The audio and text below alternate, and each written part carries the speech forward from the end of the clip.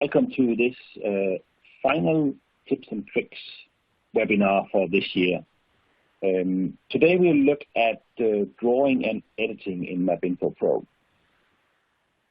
So basically, we'll be looking at a few of the features that makes it possible for you to change the data in MapInfo. We'll be looking at creating and editing new spatial features. We'll also look at how you can edit and update attribute data.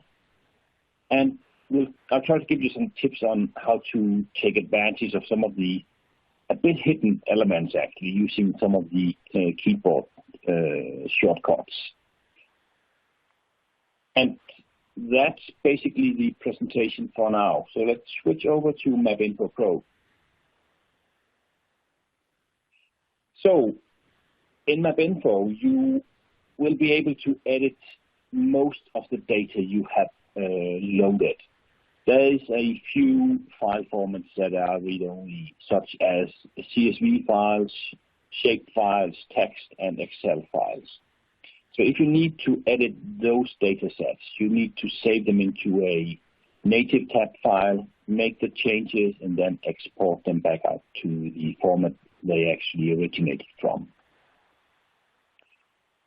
So let's start by having a look at the attribute information, how you can edit that information. The easiest way to actually access some attribute information in MapInfo Pro is using the info window. So if you right-click and select your info tool, you can use it to click on any of the features you have here in the map. And you'll notice that you get information about the features located at the specific point you click. So in this case, I can click on the buildings, and I can see the values here. I can also change them if I need to. I can type in some information here to depict the value I want to assign to these records. And then I can move on to another one. Some of the users have actually asked for a capability that would show the information for a selected record instead. And that's some of the features that we've added to some of the tools that are available. So if you go to the community download page, and I'll show you a slide on that later, you could load a tool called Window Helper, for instance, and that will give you the ability to show the information for selected objects. And that's actually the feature I've highlighted here. So if I go back to my select tool and I start selecting buildings, you'll notice that it actually shows the information of the selected record over here. So as I select the elements, I can see the attribute information for the selected record. This only works for a single, so if you select multiple, it will actually show the last one you selected and not them all, right? So you'll not be able to actually see all the selected records. Another way to edit the data you have available here is actually using the browser window. So if I go back to my Explorer, I take my buildings and I browse my table, I'm able to actually see all the attribute information assigned to each of the records here. So it's a bit hard to actually see how this links to my map right now, but I can always actually right-click on any window and show it in a different tab group. So if I use a new horizontal tab group, it will be positioned below my map window, and I can maybe even make it a bit smaller, so you see a few records but see more of my map. So now I can select a single feature, and I can use my Control-Shift-F to actually locate that specific feature I've selected here to see where is it located, what is it actually, and maybe even add some values to it. And that way I can actually maneuver around my browser or my map using my browser window. If you have multiple records you want to update, you can use the update column to do so. So maybe I've selected a few records here. So I said I want to update both these records. I can go to my table tab and use my update column. This one is available in other places as well in the interface.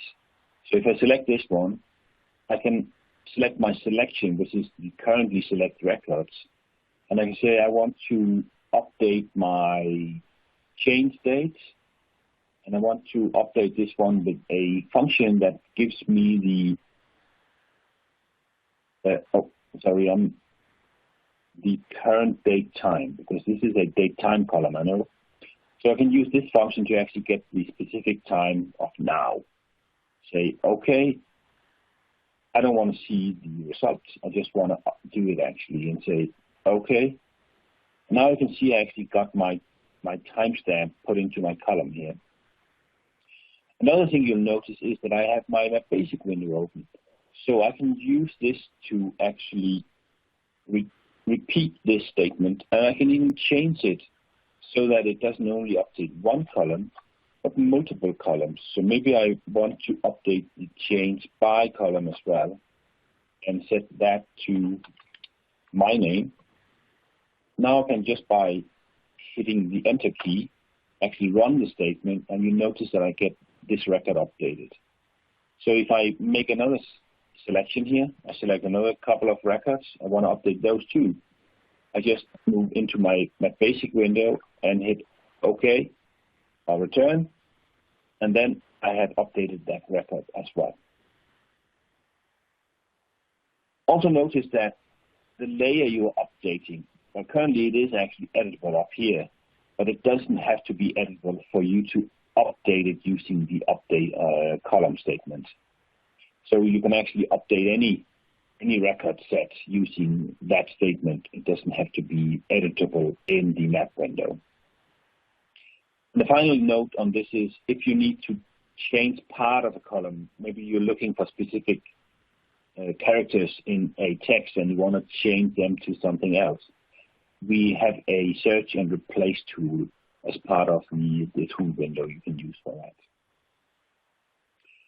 So let's move on to editing spatial data. When you start working with the spatial data, you need to have a layer editable. So you can't actually change any spatial data unless the layer it belongs to is made editable. There's a number of ways to make a layer editable. So first of all, you can use your Explorer window by checking the editable pencil here. Will make the layer editable. You can also use your status bar. So if you have your map window actually editable right now, and you can switch that by clicking any of the other ones. You notice that it's reflected in the Explorer window, of course. And finally, you could select a feature in your map. You'll notice that it's highlighted in my browser because it's shown in bold now. Now I can actually highlight, right-click, and I can say, make the selection editable. And that actually makes the layer that this feature comes from editable. You notice that the building layer has now been made editable.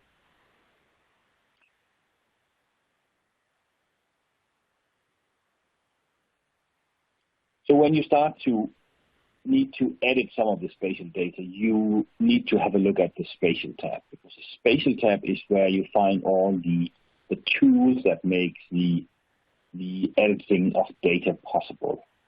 Also notice that some features are available, or some tools are available in your map mini-toolbar here. So here, for instance, you can turn on the Reshape and you can add nodes as well.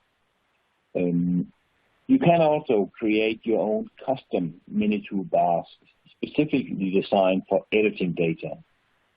Currently, I only have one, but if I go to Customize here, go to the Map toolbar, and here I can actually create a new one, maybe create one for editing, say plus. And now I have a new toolbar here that has some capabilities, basically gets the capabilities of the original one, and then I can actually change this and add other statements to it. So let's just find a few spatial features here. So for instance, I want to take my line. Maybe I want to add that here. Line, add, polyline, add, the polygon, add. Maybe I want to remove these text-related features that I don't need when I'm editing data. And then I say, okay. Notice that now I actually have my editing toolbar active. So when I right-click now, notice that I have the tools available here that I just added to my mini toolbar. So in that way you can create a custom map mini toolbar dedicated at a specific task you have. And you can create any number of map mini toolbars you want to.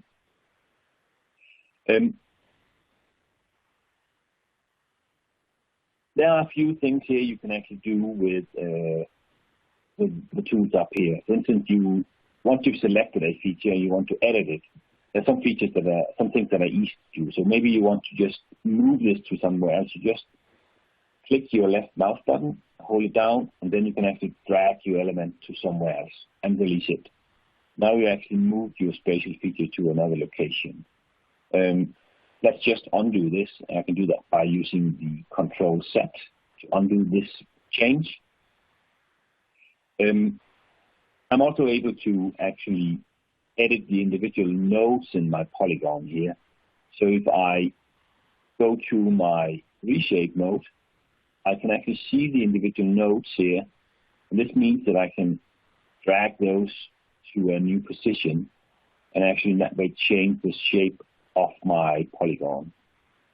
And I can also, if I right-click again and select my Add Node tool, I can insert new nodes. And if I click on the line here, and just drag it, I can actually move the individual nodes to a new position. If I just click on the line, the node is inserted directly on top of the line that already is there.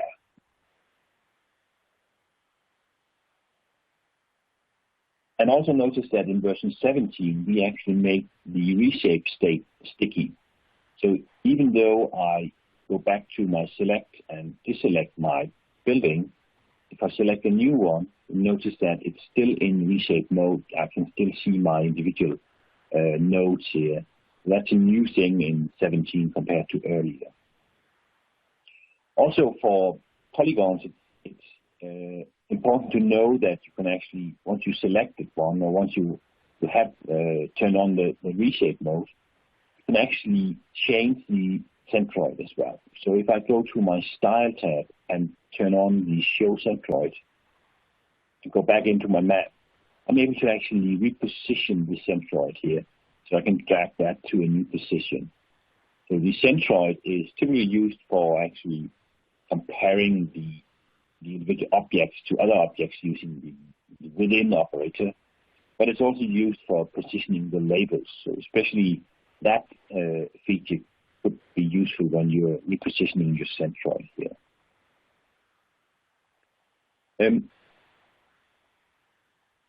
For lines, it's some of the same things you can do. So in this case, I have a road here. So maybe I need to change this a bit. I can, of course, select it. Notice that it's not editable, so now I need to right-click and make this layer editable. So I can actually have multiple layers editable, or one layer at a time, but I don't have to change the individual changes to each layer every time I switch between them. And if I want to change the nodes here, I can use my Control-R shortcut to actually enable the nodes.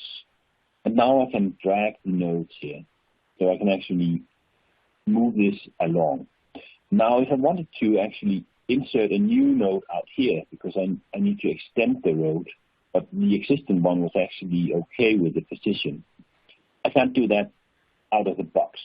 So I could either create a new line and then combine them, or I can go and find another tool. So let's try to load another tool here.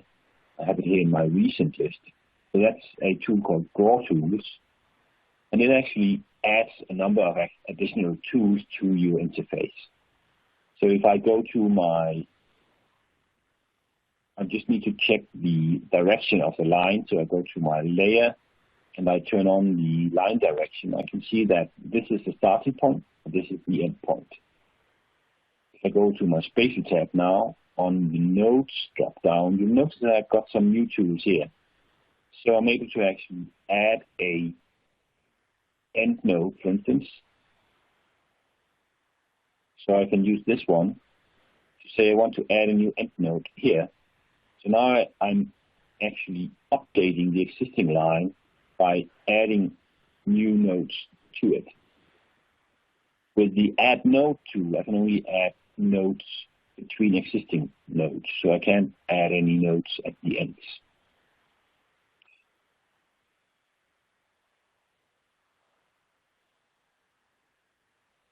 Again, if you need to edit data and you need to change them radically, so let's just try to see that this layer needs to go, or this road needs to go up here. Maybe I actually wanted to snap to this layer, but I didn't really, right? So I need to clip the line where it actually intersects the other line. So to do so, I can use my line intersection tool here. So the line intersection tool is a tool that is part of MapCAT. And MapCAT is also a add-in that you can load in MapInfo. So by default, it's loaded in MapInfo Pro 17.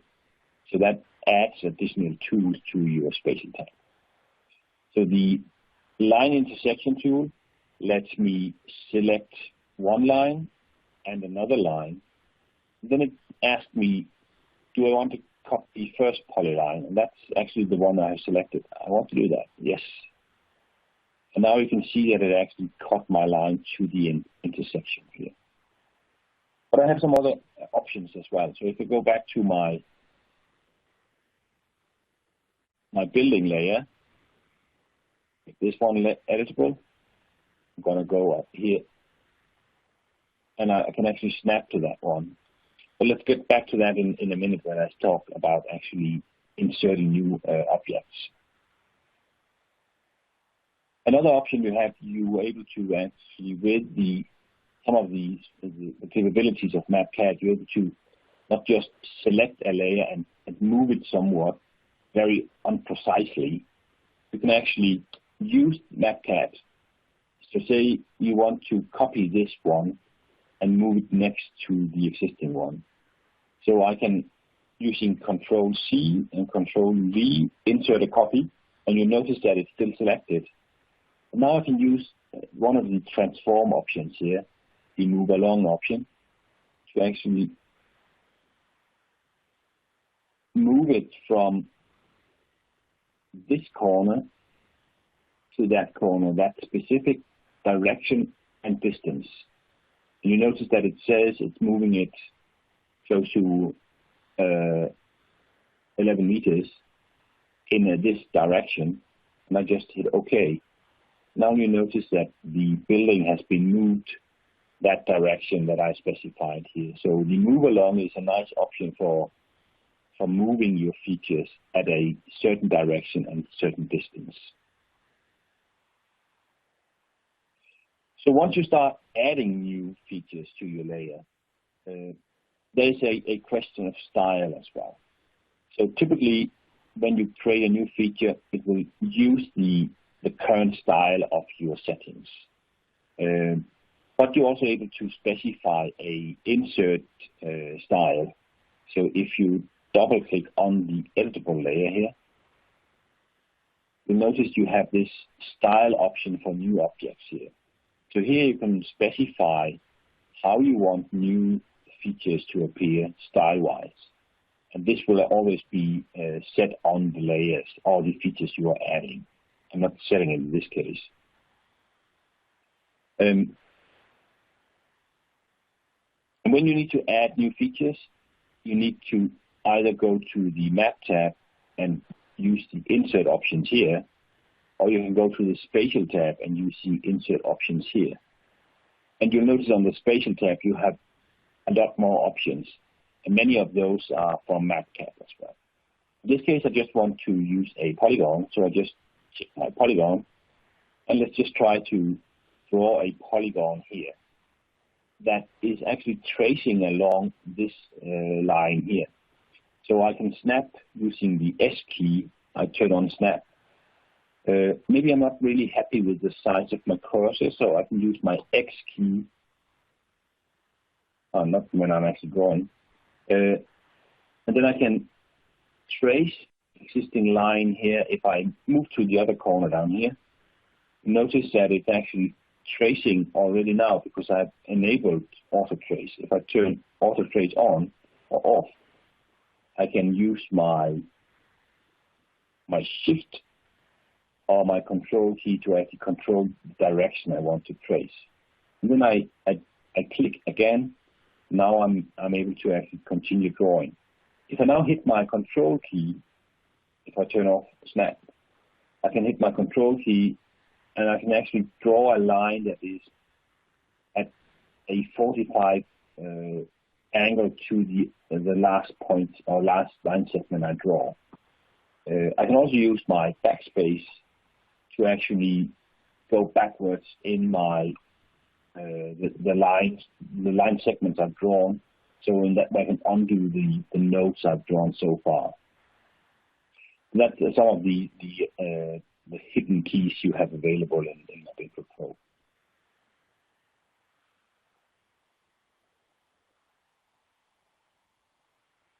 Yeah, and I noticed I mentioned the cursor. So if you hit your X, you'll notice that you can switch between 3 different cursor sizes, and they have their benefits depending on the background layer you actually have. So if you have a aerial image at the background, this cursor might be better than the smaller one that might be hard to see. You can also use the C key to get a full screen cursor, and that's also easier to locate, especially when you have an aerial map.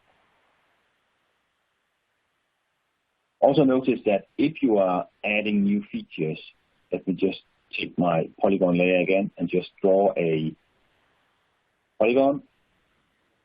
As soon as I end this one, if I have my info window open, the info window will relate to the latest feature I created.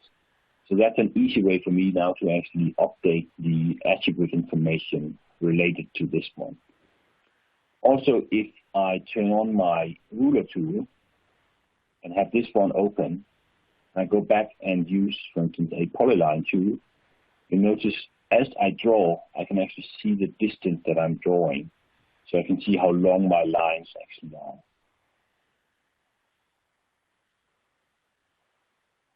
So once I've made some changes, I should, of course, remember to save these changes. So if I go to my table tab, I can see that Save Table is now an option. If I click on it, I can see what tables have I made changes to. So I can either save them, or maybe I decide that I was just playing around and we want to save these changes. I can use the revert option instead. And here I can undo all the changes I've made to my table since I saved them last time. So it's going to ask me again whether I really want to discard all these changes, and I do, and I do. Now I'm back to where I actually started with before I started editing this data. And that's the hands-on demonstration for this time. So let's have a look at some of the slides. So here are some shortcuts I was talking about, how you can actually use some of those while you are drawing. I mentioned some of the tools. MapCAT is part of MapInfo, the window helper and the draw tools.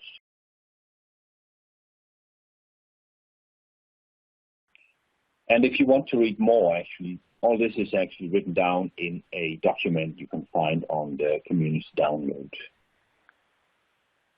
And finally, I'm open for questions. So if you have any questions, feel free to ask.